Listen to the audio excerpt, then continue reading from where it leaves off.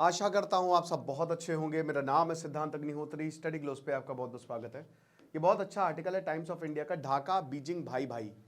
दोस्तों, दिक्कतें बहुत ज़्यादा हो गई है और भारत को मेरे ख्याल में अब एक्ट करने की ज़रूरत है।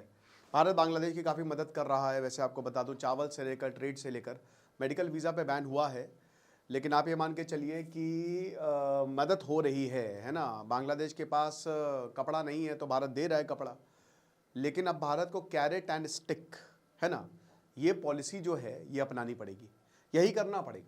क्योंकि बांग्लादेश इस बिकमिंग लाइक पाकिस्तान, वो बिल्कुल चाइना की गोद में जाके बैठने को तैयार है, ठीक है। और जैसे चाइना ने पाकिस्तान को पाला है, वैसे ही ये बांग्लादेश को भी पालेगा और अल्टीमेटली बांग्लादेश को बर्बाद कर देगा। तो बात करेंगे ये जो हालात हुए हैं बहुत बुरे, जो इस समय भारत के लिए हो गए हैं, और भारत को कुछ तो करना पड़ेगा। क्योंकि किसी ने नहीं सोचा था कि ऐसा स्टेटमेंट बांग्लादेश देगा कि कोई बात नहीं, चिकन नेक कॉरिडोर पे आप आइए, और वो जो सिलीगुड़ी कॉरिडोर है वो लैंडलॉक्ड है, तो आप आइए, इकोनॉमी बढ़ाइए, कोई बात नहीं है, वो हम ही से होके। अबे बेवकूफ़ आदमी, भाई वो भारत का ही पार्ट है मेरे भाई। तुम ये जो भारत की जो कोस्ट लाइन है, तुम अपनी खैर मनाओ।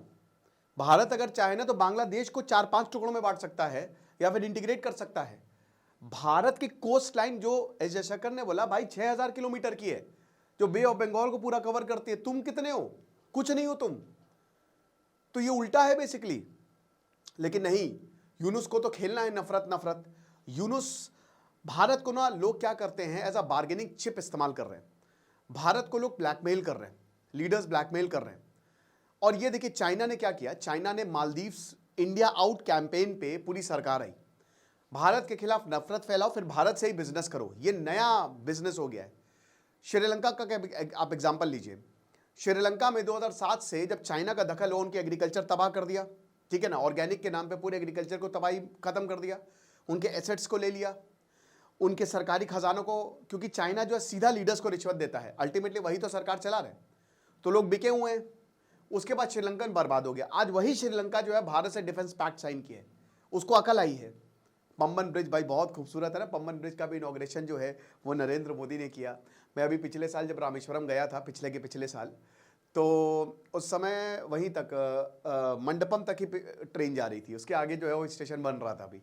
तो अब पम्बन ब्रिज दोबारा शुरू हो गया है, बहुत अच्छी बात है। लेकिन मैं आपको ये बता रहा हूँ कि श्रीलंका के हालात, नेपाल में भी सेम हालात। नेपाल में भी आप देख रहे हैं राजशाही वापस आया, प्रोटेस्ट हो गए। अभी मैंने लेक्चर भी किया था 2 दिन पहले, है ना। नेपाल में व्यापक रूप से प्रोटेस्ट हो रहे हैं। 2008 से जब से ये प्रो कम्युनिस्ट आए हैं, वो बर्बाद कर दिया है पूरे नेपाल को। 10 बार सरकार, पीएम चेंज हो चुके हैं, कितनी बार तो संविधान बदल गया है। और अल्टीमेटली क्या, भारत का दिमाग खराब होगा तो लगा देगा ब्लॉकेड, ऐसी की तैसी हो जाएगी। और आप भारत से ही मदद ले रहे हैं। ये भारत को ब्लैकमेल करते हैं कि अगर तुमने हमारा साथ नहीं दिया तो हम जाके चाइना के पास चले जाएंगे, चाइना की मदद ले लेंगे। पाकिस्तान को तो खैर क्या ही पता है, पाकिस्तान के तो हालात आप देखिए ना कि 10 साल में पाकिस्तान बट ही जाएगा, उसका तो आप छोड़ दीजिए। भूटान एक बचा हुआ है, लेकिन भूटान भी शायद एक बॉर्डर एग्रीमेंट कर ले। मालदीव्स इंडिया आउट कैंपेन पे मोहम्मद मुइजू आए, है ना। और अब भारत, उनको पता चल गया कि हाँ गलती की है, फिर से भारत के पास दोबारा आ गए वो, फिर से भारत से अच्छे रिलेशन। सबसे नकारा बांग्लादेश निकला।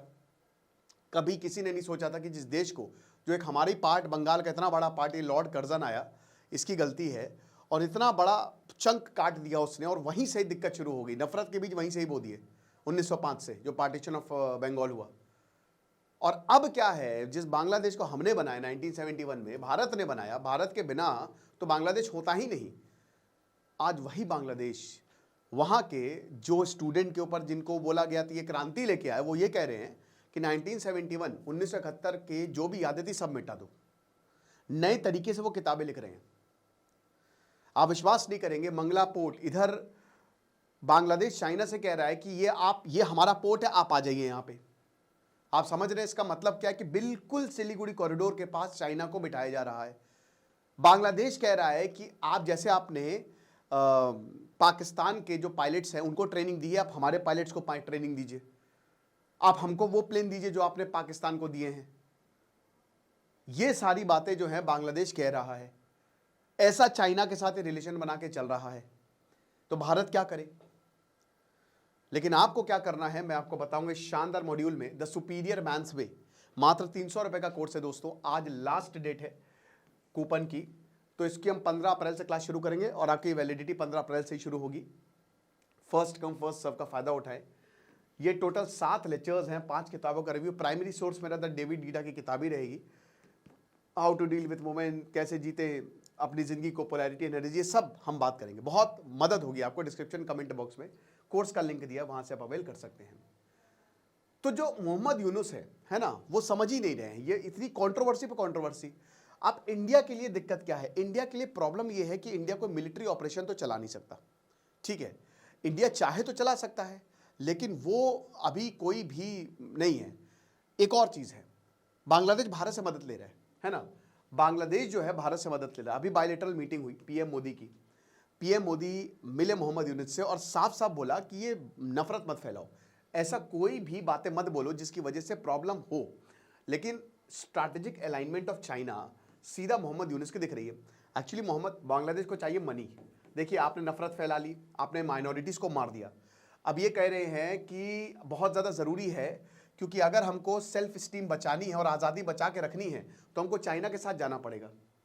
जब से शेख हसीना गई हैं ये चाइना से, क्योंकि देखिए पहले शेख हसीना गई थी, मात्र $300 मिलियन दिए थे तो लात मार के भाग गई थी शेख हसीना। लेकिन मोहम्मद यूनुस, क्योंकि भाई देखिए चाइना शेख हसीना को पसंद नहीं करता था क्योंकि वो भारत के साथ थी। अब शेख हसीना चली गई, अब चाइना, मोहम्मद यूनुस पूरी तरीके से प्रो चाइना हो गए हैं। तो जाहिर सी बात है कोई ना कोई एग्रीमेंट साइन कर ही लेंगे आगे आने वाले समय में। और चाइना तो चाहती है कि भैया सिलीगुड़ी कॉरिडोर के पास जो है हम बैठ जाएं। अगर आप डोकलाम इशू देखो, ओल्डी बेग रोड इशू देखो, ये सब जितने भी इश्यूज है ना, नेपाल का इशू देखो, ये इसी ट्राई जंक्शन पे है जहां से सिलीगुड़ी कॉरिडोर जाता है। और वो चाहता ही कि कट कर दे। चाइना का तो यही प्लान है, ठीक है। और उसके इस प्लान में जो साथ देगा बहुत अच्छा है। तो इस समय बांग्लादेश का साथ उसको चाहिए था, लेकिन अभी तक मिल नहीं रहा था। और अब मोहम्मद यूनुस खुल के कह रहे हैं कि नहीं नहीं, आपका ही है नॉर्थ, जो 7 सिस्टर्स है आपके ही है। ये हिसाब किताब। तो जो यूनुस की फॉरेन पॉलिसी है, ये क्या कर रही है? ये बेसिकली डोमेस्टिक क्राइसिस इस समय खड़ी हो गई है। बीएनपी, इलेक्शन हुए नहीं है, जो बांग्लादेश नेशनलिस्ट पार्टी कह रही है कि इलेक्शन करवाओ, तुरंत इलेक्शन करवाओ, क्योंकि उनको पता यही जीतेंगे, कट्टर है ये लोग, यही जीतेंगे। इधर शाकिब अल हसन के भैया अवामी लीग के थे ना नेता, उनकी सारी प्रॉपर्टी को जब्त कर लिया गया है। बांग्लादेश में हर जगह कियोस फैला हुआ है। मिलिट्री क्या कह रही है? वकार उस जमान, इनके तख्ता पलट की बात थी तो वकार उस जमान ने कहा है कि बेटा ऐसा है, अगर लड़ना नहीं रोका तो हम आ जाएंगे। तो एक तरफ मिलिट्री डर कि मिलिट्री तख्ता पलट ना कर दे। मोहम्मद यूनुस इस समय फंसे हुए हैं, कायदे से तो उनको इस्तीफा दे देना चाहिए, वरना उनकी भारी बेइज्जती हो रही है। डोनाल्ड ट्रंप भी मोहम्मद यूनुस को पसंद नहीं करते हैं, जबरदस्त टैरिफ लगाए हैं बांग्लादेश के ऊपर, तो इनकी इकोनॉमी पूरी तरीके से टूट गई है। तो इट्स अबाउट डोमेस्टिक क्राइसिस। इधर जो है एक और क्रांति की बात की जा रही है। ये जो हैं ये प्रेशर में आ गए हैं, जो कट्टर लोग हैं। मोहम्मद यूनुस पूरी तरीके से प्रेशर में है। पॉलिटिकल सर्वाइवल, अब अगर मोहम्मद यूनुस को सर्वाइव करना बहुत ज्यादा जरूरी, यही तो दिक्कत होती है। ये एक एक्टिविस्ट है। ऑन फर्स्ट हैंड पे मोहम्मद यूनुस को कभी भी ये पोस्ट नहीं लेनी चाहिए थी, क्योंकि इनको नोबेल पीस इन इकोनॉमिक्स मिला है। इकलौते बांग्लादेशी जिनको ग्रामीण बैंक के लिए 1980 में नोबेल पीस प्राइज मिला, नोबेल प्राइज मिला। अब जो है मोहम्मद यूनुस बिल्कुल आंग सांग सू की के नक्शे कदम पे चल रहे हैं। भले ही आंग सांग सू की, चलो वो जेल में है, वो सच्चाई के खिलाफ लड़ी तो, लेकिन ये तो बुराई के साथ खड़े हुए हैं, सच्चाई के अगेंस्ट लड़ रहे हैं, ठीक है। ये हर वो चीज को सपोर्ट कर रहे हैं जो भारत के खिलाफ। अब कायदे से करना क्या चाहिए कि भारत के साथ आए, लेकिन ये नफरत जो है इन्होंने पहले ही बोल दी थी। और इसका पता है रिजल्ट क्या होगा? 1-1.5 साल के अंदर बांग्लादेश खत्म हो जाएगा और फिर ये भारत के पास आएंगे भीख मांगने कि हमारा जो है वो भला कर दो, कुछ भला कर दीजिए। ये चीज है। रेडिकल एलिमेंट्स को जो है मोहम्मद यूनुस जबरदस्त सपोर्ट कर रहे हैं। जो स्टूडेंट आए थे क्रांति लेके वो गए, है ना। मैं उनसे पूछना चाहता हूं, जो उस समय बहुत बड़ी बड़ी बातें कर रहे थे, आज कहां है वो? आज कहीं नहीं दिखेंगे आपको। आज वहां पे इस्लामिस्ट अलाइन स्टूडेंट एक्टिविस्ट जो है वो काफी अपेरेंट हो गए हैं, वो सरकार में आ गए हैं।